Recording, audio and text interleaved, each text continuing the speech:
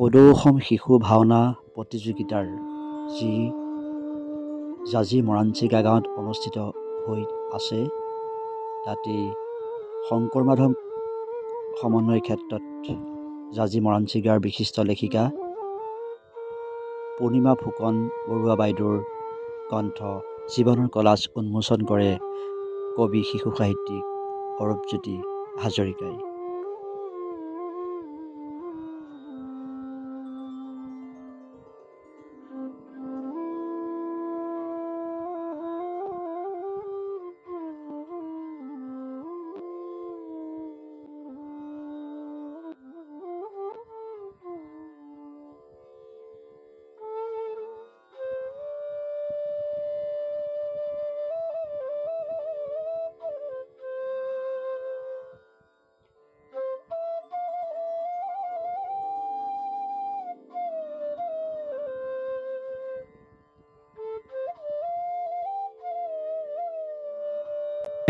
নমস্কাৰ জনাইছোঁ। আৰু প্ৰথমতে বিশেষকৈ যিসকল ইয়াত ভকত বৈষ্ণৱে এই শংকৰ মাধৱ ক্ষেত্ৰ শুৱনি কৰিছে, তেখেতসকলৰ ওচৰত মই প্ৰথমতে সেৱা নিবেদিছোঁ। আজি মহাভৈৰৱ সাংস্কৃতিক গোষ্ঠীৰ মৰাণচিগা আৰু শিৱসাগৰবাসীৰ ৰাইজৰ সহযোগত এই শংকৰ মাধৱ সমন্বয়ৰ ক্ষেত্ৰত যি শিশু ভাওনা অনুষ্ঠিত হৈছে, এই অনুষ্ঠানৰ লগত জড়িত সমূহ কৰ্মকৰ্তাৰ লগতে যিসকল আই মাতৃকে আদি কৰি যিসকল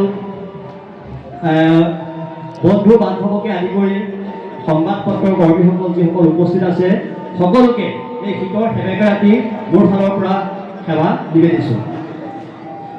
যে কি নহওক, আমি সকলোৱে জানো যে ৬৪ কলাৰ ভিতৰত আটাইতকৈ শ্ৰেষ্ঠ হ'ল সাহিত্য।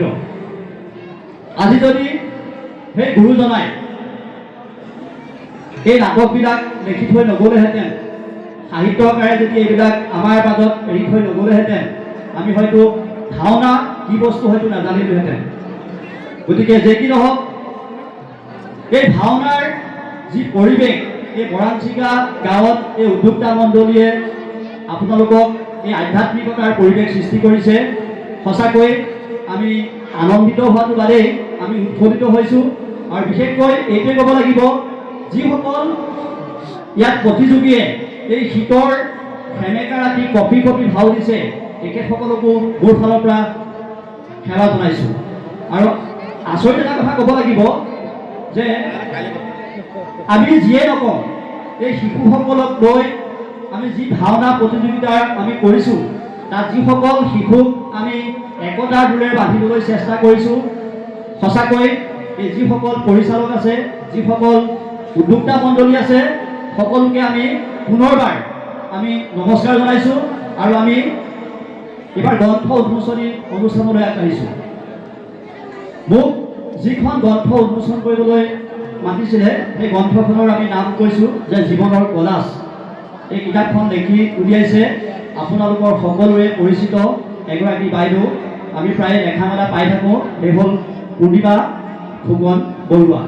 হয়তো আপোনালোকে সকলোৱে চিনি পায়। আপোনালোকৰ যিহেতু এই উদ্যোক্তা মণ্ডলীৰ লগতে এখন স্মৃতিগ্ৰন্থ সম্পাদনা কৰিছে, গতিকে নিশ্চয় এই বাইদেউ সকলোৰে চিৰপৰিচিত নাম বুলি ক'লেও বেয়া নহ'ব।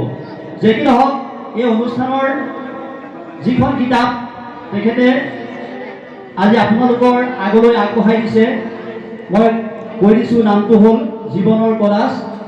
এই কিতাপখন প্ৰকাশ কৰি উলিয়াইছে বৰ্ণ প্ৰিণ্টাৰ্ছ এণ্ড পাব্লিকেশ্যন, এটা গুৱাহাটীৰ এটা স্বনামধন্য পাব্লিকেশ্যন, যিটো পাব্লিকেশ্যনে সৰ্বসাধাৰণতে যিকোনো কিতাপ পাব্লিকেশ্যন নকৰে। গতিকে বাইদেউক মই পুনৰবাৰ ধন্যবাদ জ্ঞাপন কৰিছোঁ যে বৰ্ণ প্ৰিণ্টাৰ্ছ এণ্ড পাব্লিকেশ্যনে যিখন কিতাপ বাইদেউৰ প্ৰকাশ কৰিছে, সঁচাকৈ উল্লেখনীয় বুলি ক'লেও বেয়া নহ'ব। যে কি নহওক, এই কিতাপখন ছাত্ৰ ছাত্ৰীসকলক মই বিশেষকৈ এটা কথাই কৈছোঁ, ইয়াত এটা ভাওনাৰ পৰিৱেশ, আধ্যাত্মিকতাৰ পৰিৱেশ সৃষ্টি হৈছে, এটা ভাল কথা।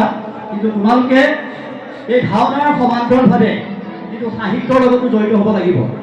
আজি এতিয়া সৰু সৰু ছাত্ৰ ছাত্ৰীসকলে সম্পূৰ্ণ মুখস্থ কৰি ইমান ধুনীয়াকৈ সংলাপ নিক্ষেপ কৰিছে, হয়তো সকলো ৰাইজে নিজে দেখিছে। গতিকে এইবোৰ কিয় পাৰিছে? পঢ়িছে কাৰণেই পাৰিছে। গতিকে আমি পঢ়াৰ পৰিৱেশো অকল ধাৰণাতে লাগি থাকিলে নহ'ব, সমান্তৰালভাৱে পঢ়াৰ পৰিৱেশো সৃষ্টি কৰিব লাগিব। এই কিতাপখনত বাইদেৱে যিকেইটা প্ৰবন্ধ বা নিবন্ধ ইয়াত অন্তৰ্ভুক্ত কৰিছে, সঁচাকৈ উল্লেখনীয় বুলিয়ে কৈছোঁ। ইয়াত আছে, ভাল মানুহৰ লগত সদায় ভাল হয়, এটি সুখদায়ক জীৱন কেনেকৈ সম্ভৱ, বদনাম আৰু সমালোচনা, সফল জীৱন, চিন্তন, অপৰাধ প্ৰৱণতা আৰু ঘৰুৱা পৰিৱেশ, সাজপাৰ আৰু ব্যক্তিত্ব, ইতিবাচক চিন্তা আৰু কিছু অনুভৱ, চাকৰিমুখী শিক্ষা, যান্ত্ৰিকতা আৰু আমাৰ সমাজ ব্যৱস্থা তথা ঘৰুৱা পৰিৱেশ, সন্তানৰ সুন্দৰ ভৱিষ্যতৰ বাবে অভিভাৱকৰ কৰণীয়, সৰ্বাংগীন শিক্ষা আৰু ঘৰুৱা পৰিৱেশ আদিবোৰ, আত্মসন্মান প্ৰিয় মানুহবোৰ, সুখী মানুহৰ সুখী সন্তান, মাদক দ্ৰব্য আৰু আমাৰ সমাজ ব্যৱস্থা।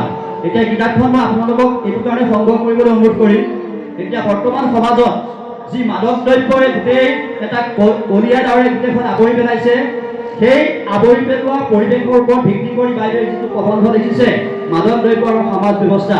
গতিকে ইয়াত যিসকল ছাত্ৰ ছাত্ৰীকে আদি কৰি অভিভাৱক আছে, সকলোকে মই অনুৰোধ কৰিম বাইদেউৰ জীৱনৰ কলাজ কিতাপখন সংগ্ৰহ কৰক। আৰু আটাইতকৈ গুৰুত্বপূৰ্ণ